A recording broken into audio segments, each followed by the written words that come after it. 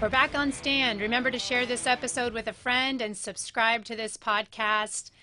We're back on with Scott, who's telling us about his run for U.S. Senate. And Scott Parkinson, how can you win as a Republican for the U.S. Senate in Virginia?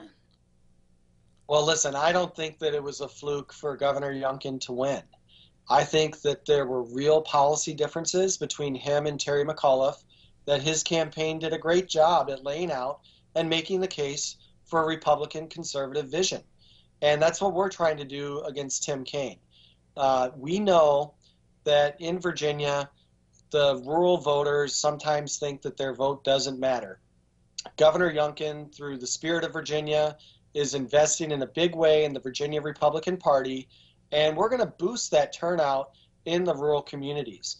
In addition to that, the parents' rights movement has resonated in a big way in Northern Virginia, and it's not just in Loudoun County, but also in Fairfax and Arlington and Prince William and elsewhere. This is an issue because you have so many families that care more about the future of their children than a progressive ideology that has traditionally encompassed Northern Virginia. So we don't have to win 55% of Northern Virginia to win statewide in Virginia, but we can't take 31 or 32% like Republicans often do in these statewide races in Virginia. So we're going to fight for every vote here. I think that there's a lot of soft Democrats, a lot of minorities that are interested in the parents' rights movement, that are ready to basically shun the Democrat Party. And they also see Joe Biden, who has become such an unpopular figurehead at 1600 Pennsylvania Avenue. He's tied with all this corruption. He's, obviously struggling with his own mental stamina. And I think people are very, very sour on the Democrats nationally. So I'm obviously hoping for a big Republican sweep in 2024.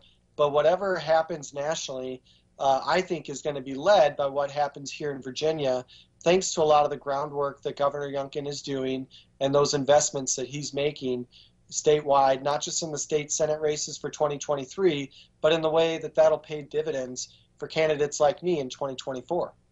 I think you have some strong points there. It reminds me of comments that Democrat leaders in Virginia have made, similar to what Elon Musk put on Twitter, I don't remember how long ago, that the Democrat Party has allowed leaders within the party to move so far left that it's detached itself from what used to be its base. And as a result, a lot of people who haven't moved, like Elon Musk put this picture up, he hasn't moved. And as the party ran really far left, he now finds himself being a Republican because he stayed in the center and the Democrats moved so far that the spectrum of politics has shifted. And so now Republicans are now encompassing all these people who used to consider themselves as moderate or even left of center. They're now finding themselves in,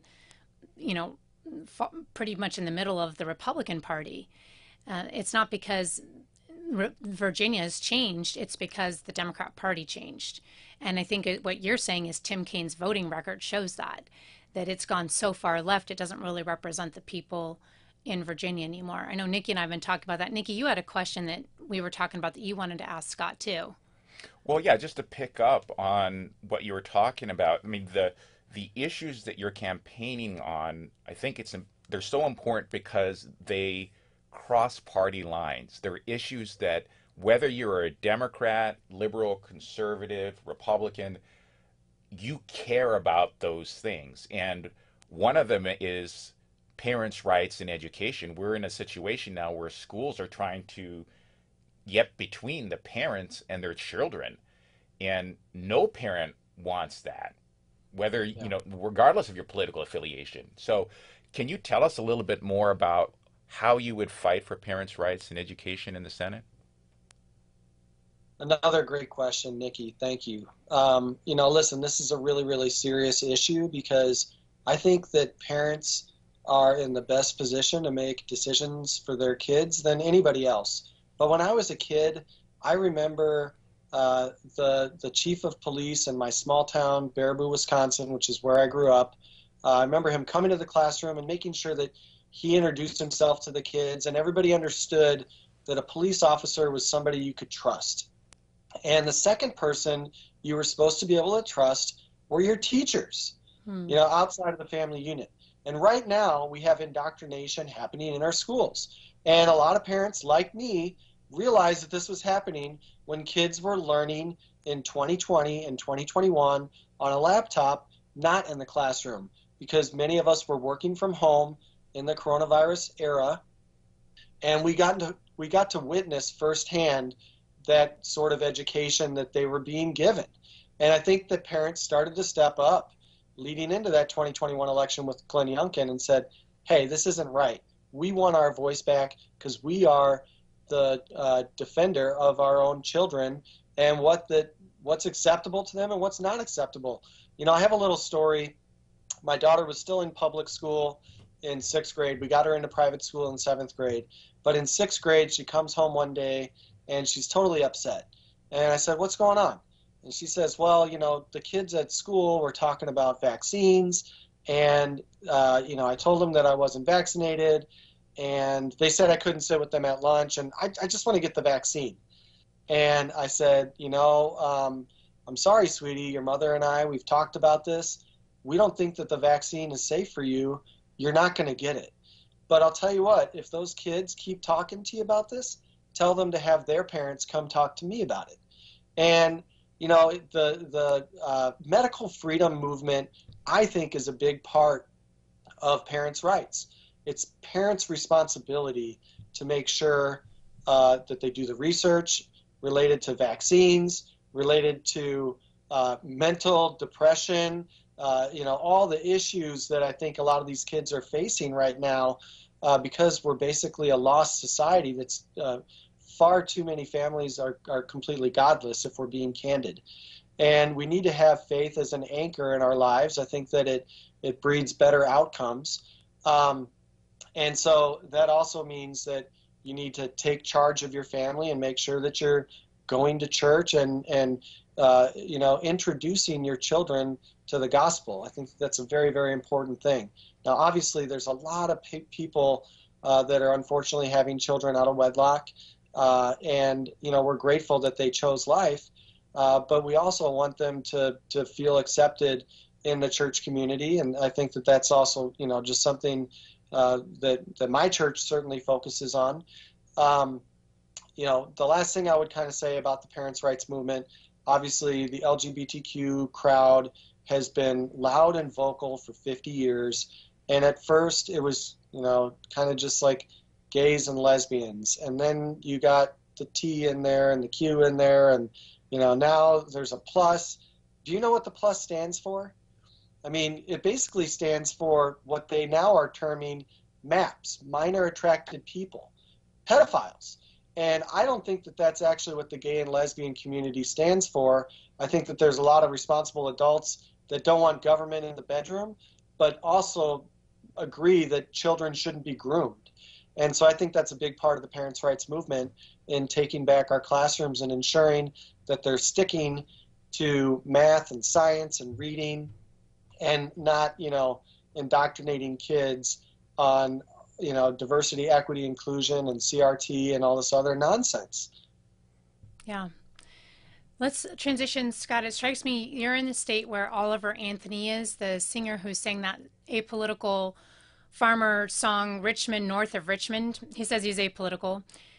So as senator, you're going to represent farmers like him and the millions of other Virginians whose views are captured in his song. So for those who haven't heard it, he sings about how all these DC insiders, they want to have control. He wished politicians would look out for minors, meaning in the resource development community, not just minors on an island somewhere, meaning Jeffrey Epstein's island.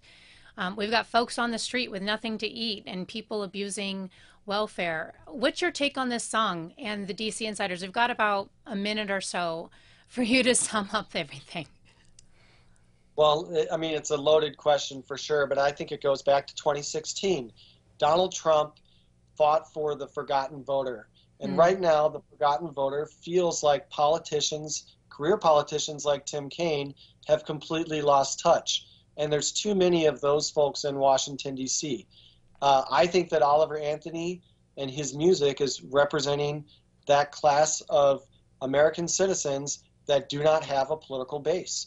You know, the song that replaced as the #1 song in America was Try That in a Small Town by Jason Aldean. This isn't just another one of those flukes.